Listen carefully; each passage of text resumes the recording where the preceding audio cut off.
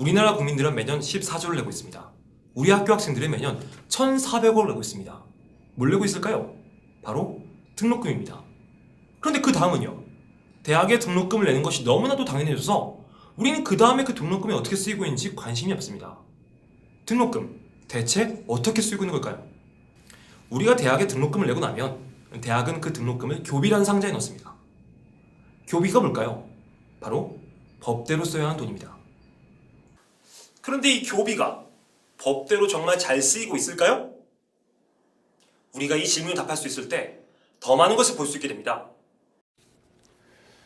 학생들의 등록금으로 직원 연금을 대신 낸 사립대학에 대해서 비난과 환수 요구가 점점 거세지고 있습니다. 대학들도 대체로 환수에는 뜻을 같이 하고 있지만 속내는 제각각입니다. 몇 달 전 교직원 사학연금 대납 문제에 대해서 들어보셨을 겁니다. 교직원 개인이 내야 할 돈을 학교가 대신 내준 것이 문제가 된 건데요.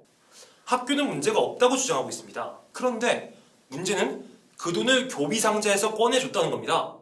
2000년부터 2012년까지 270억, 무려 270억. 그런데 잠깐, 이 270억 모두가 우리 등록금에서 나갔어 라고 하기는 아직 이르죠. 교비 상자에서 등록금이 차지하고 있는 비율은 50%이기 때문입니다. 교비 상자에는 기부금 같이 등록금 외 수입도 포함되어 있죠. 그러면 학교의 입장을 한번 볼까요?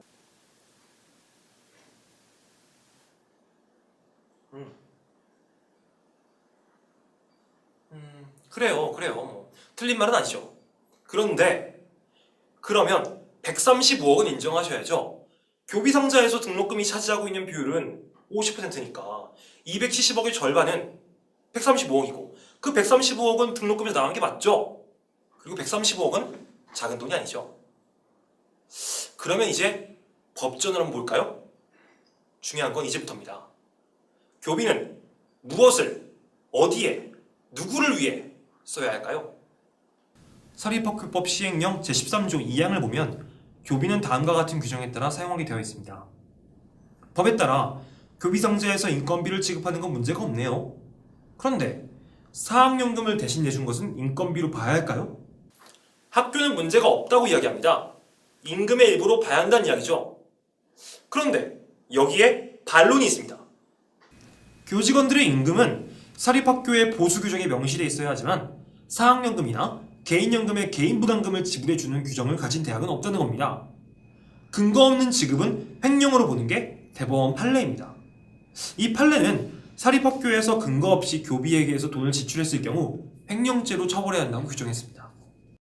다른 학교와 마찬가지로 연세대학교 보수지급 규정에는 사학연금 지급 규정이 없습니다.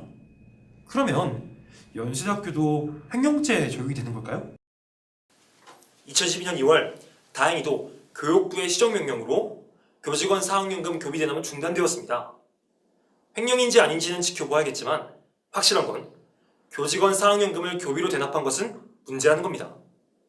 결국 사학연금 문제의 본질은 교비였습니다. 그런데 우리가 왜 이 일을 이제 알았을까요? 12년이 지난 다음에 알았습니다. 학교 학생들에게 정보를 공개하지 않고 있습니다. 심지어 등록금 심의가 진행될 때에도 정보를 제때 주지 않고 있죠. 그나마 주는 정보도 학교가 한 차례 가공을 해서 주는 정보입니다. 전문가들도 그 정보를 봐서는 실체를 알 수가 없죠. 즉, 정보의 비대칭이 발생하는 겁니다. 우리는 교과서에서 배웠습니다.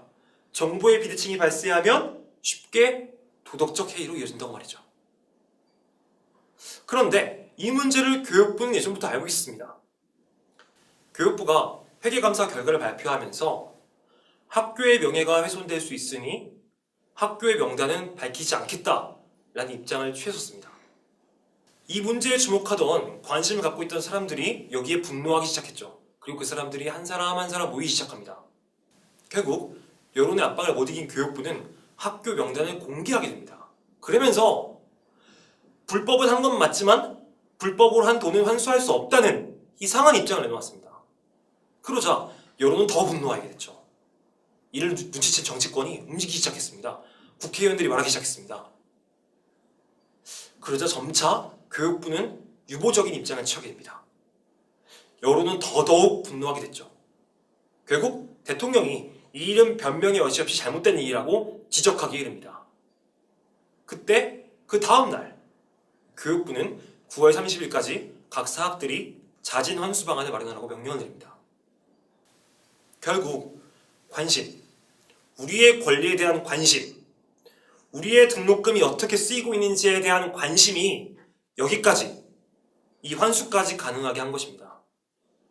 그러면 이 사학연금 문제를 넘어 교비를 잘 쓰고 잘 알기 위해 우리가 할 수 있는 것들이 무엇이 있을까요? 학생들이 학교의 회계 정보에 상시 접근 가능하도록, 그리고 회계 자료를 포함한 모든 자료를 심의할 수 있는 대학 평인의 설립을 촉구해야 합니다. 그리고 교비의 수입과 지출의 투명성을 높일 수 있는 제도적 장치들을 마련해야 합니다. 이를 위해서 국회의원들 혹은 교육부에 전화를 할 수도 있습니다. 메일을 보낼 수도 있겠죠. 그리고 온라인으로 건의를 할 수도 있습니다. 학내 혹은 학회에서 서명운동을 진행할 수도 있겠죠.